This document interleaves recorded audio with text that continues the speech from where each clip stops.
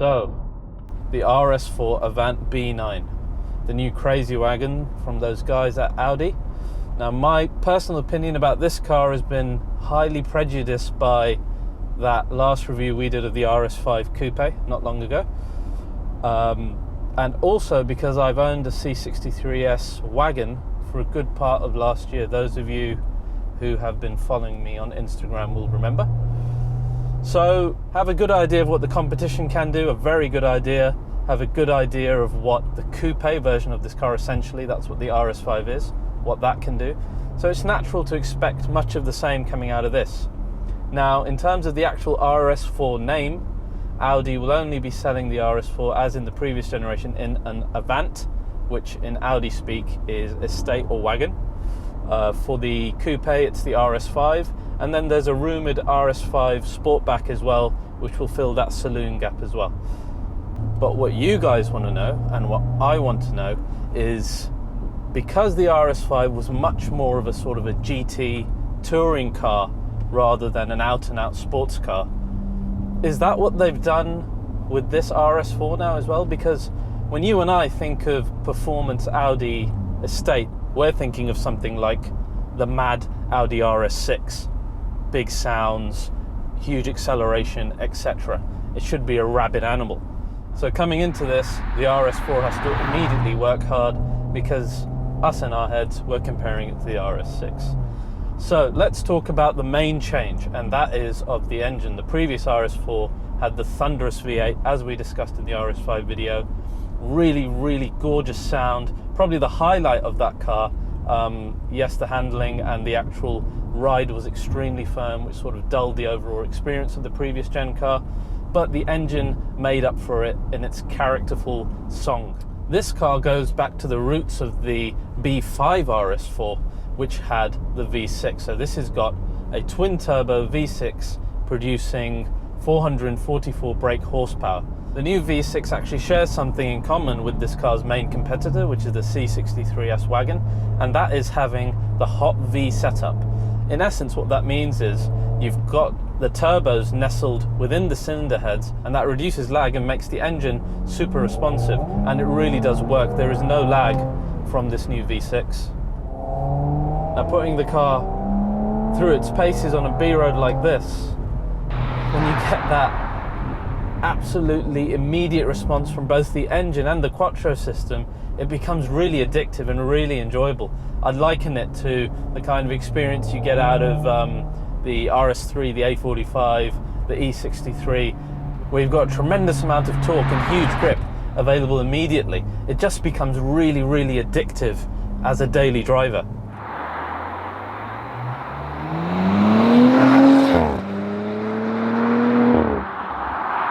Zero to 60 is pegged at 4.1 seconds, which is quicker than the old car by about 0.5. Let's put that to the test and do a little launch.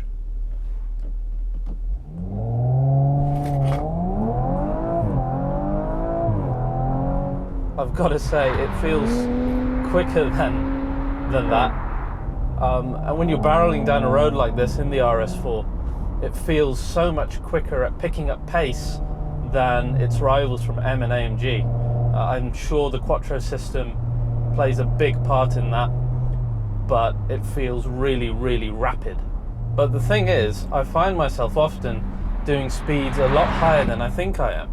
And I think the reason for that is, whereas when you're in a C63S and it sounds like a dinosaur, you pretty much know that you're doing high speeds. But the RS4 doesn't really sing about it. It hasn't got that kind of visceral exhaust note, and I find myself almost doing 20% above the speed that I think I am, and that's purely down to the sound experience. The gearbox we have, same as the Audi RS5, so it's a Tiptronic 8-speed torque converter, and it does the job pretty well. I've been playing around with this in manual. It shifts down on demand, it shifts up on demand. Seems to do the job really, really well, so no complaints on the gearbox at all. So the USP of the RS4 has to be the quattro system, and it works really well. In normal driving, it's got a split of 40 to the front and 60 rear bias, but it can go as much as 85% to the front and 70 to the rear, depending on what slip it detects. Now, I had this car first delivered to me just as the Beast of the East Part 2 was upon the UK, so it was quite snowy, it was quite icy, and I had the opportunity to push this car a little bit then, where I had just gone to Goodwood in the C63S Coupe, and that was a riot going down to Goodwood in that, with the ESP just flickering on like crazy. Conversely, driving the RS4 in the same conditions, I didn't need to think about it. The car just held onto the road brilliantly. There was hardly any loss of performance, and it just felt at home. And this is truly the USP of this car compared to both the AMG, and if we look at the M3, yes, there's no estate M3 anymore, unfortunately, but this is still the reason why even I would consider one of these. If I was just to have the one car for the whole of the year, this is gonna, because of the quattro system, just be a better choice. And it comes back to this point of a daily driver. That is the essence and the core, and we've discussed this before about cars like the RS4, like the M4, like the C63. For us petrol heads, the daily driver holds a very special part in our hearts. And when you have a car like the RS4 with the quattro system, with a really responsive engine, this is becoming a very viable option. Now let's talk about the steering, because this is an area that I was a little bit unsure on the RS5.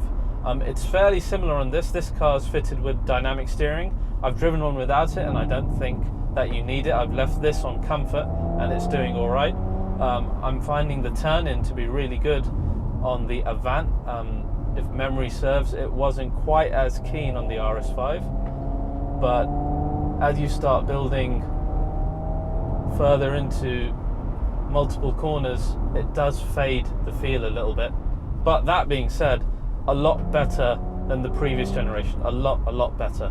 On the limit, it brakes as you want it to, and it really comes out of the corner really, really strong, and that's thanks to the quattro system. Yeah, the previous RS4 was not like this.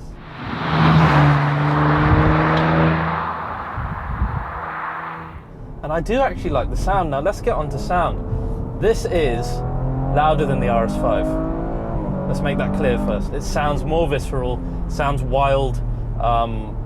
It's a lot more of an exciting song than what the RS5 was singing.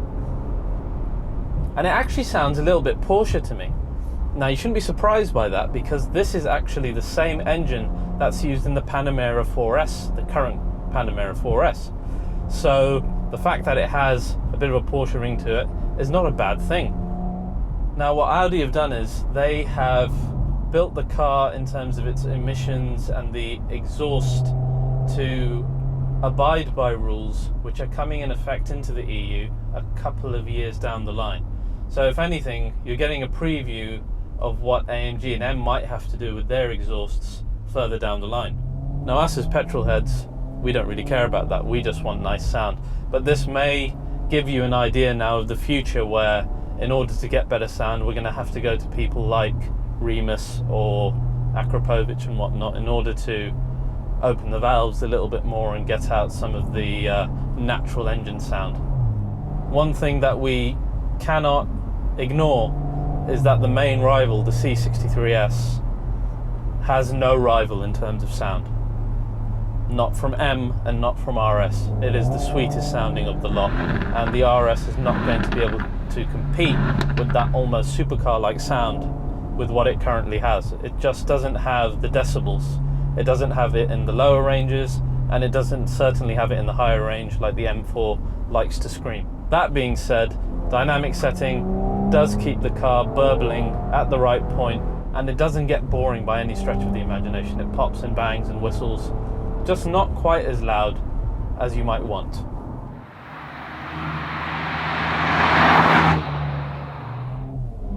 Now, I did find the RS5's ride a little bit jarring, and I kept that in comfort. I've kept this in comfort as well, but the wagon just seems to deal with the bumps so much better than the coupe was. But that might be down to the fact that this has got the RS Sport suspension option, which is a £2,000 option, and thus gives you the ability to have a bit more of a supple ride as well. So you must bear that in mind. Now let's talk about design, and it's going to come back to heritage. Heritage is really important to the petrol head.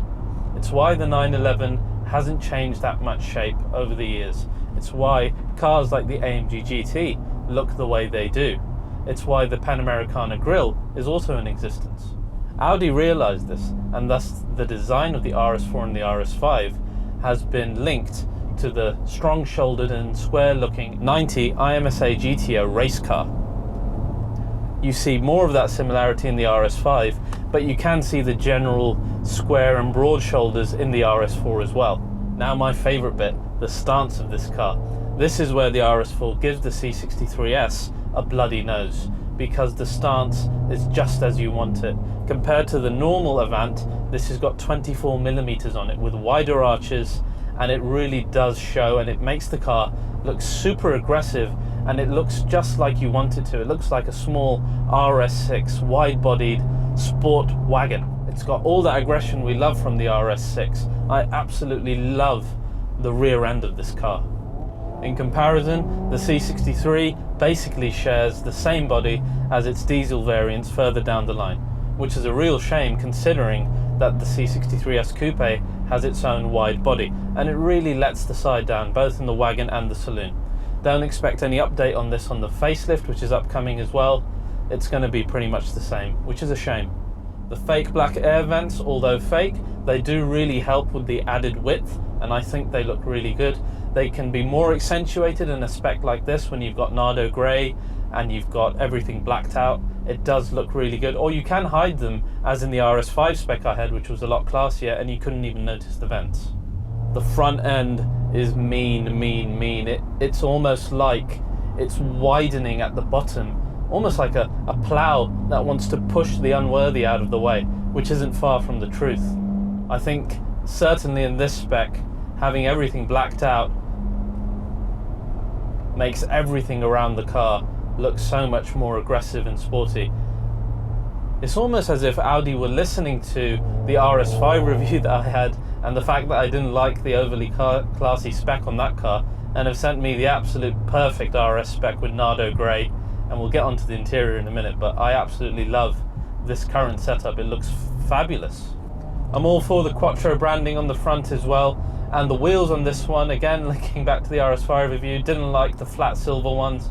These are two-tone with polished silver edge, and inside is gloss black, and they look a lot bigger, they look a lot sportier, much more RS.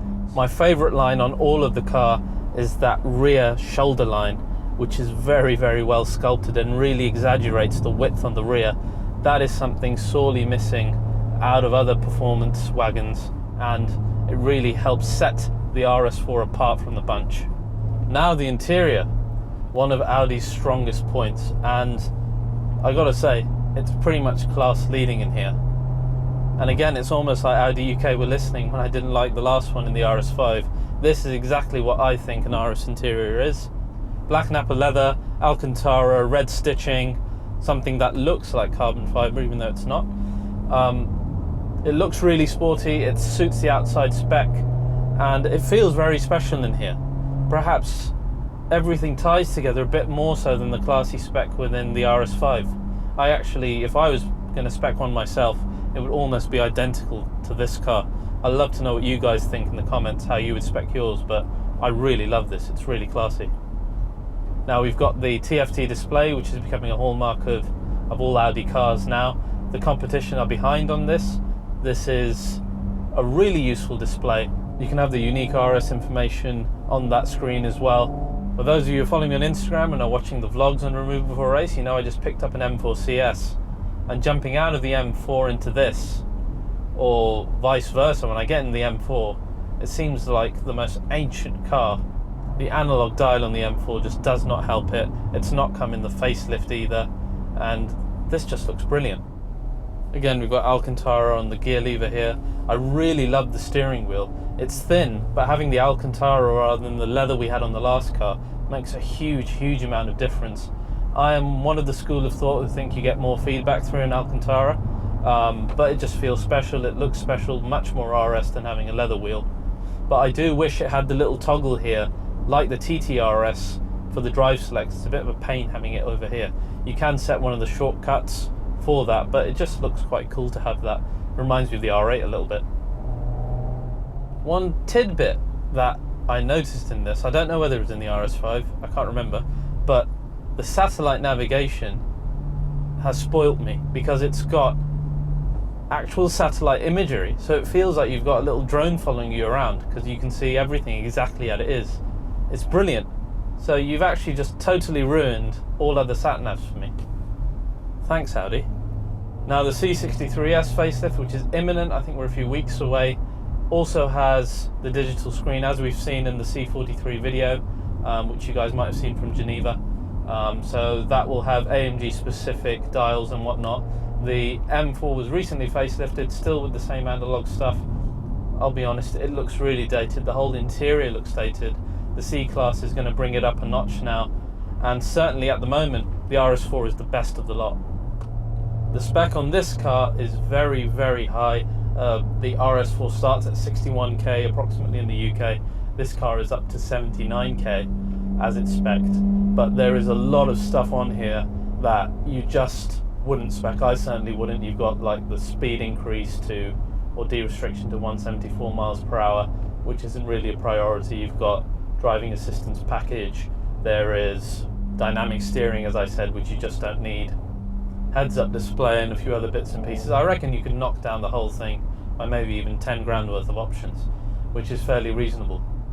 So let's wrap this up. I think for a petrol head, this is a better car than the RS5. It seems to handle better, the ride isn't as firm, it sounds a lot better to my ears, and generally the whole package is a lot more RS, a lot more on the side of being a sports car than that car is.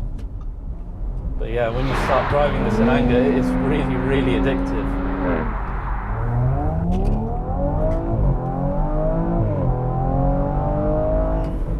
I really love it.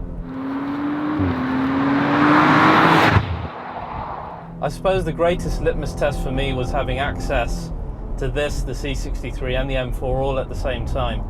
And I found myself just grabbing the RS4's keys. And there's a number of reasons for that. I think number one is that this whole grip plus power thing that you get from four-wheel drive cars is really addictive. Plus, I didn't know what the weather was going to be like because of the horrid weather that we've had in the UK, but just generally, it's such a nice place to sit in, and you get such great response out of the quattro system with this new engine that I kept coming back to the RS4. Now yes, it's never going to sing like the Tyrannosaurus that the C63S is.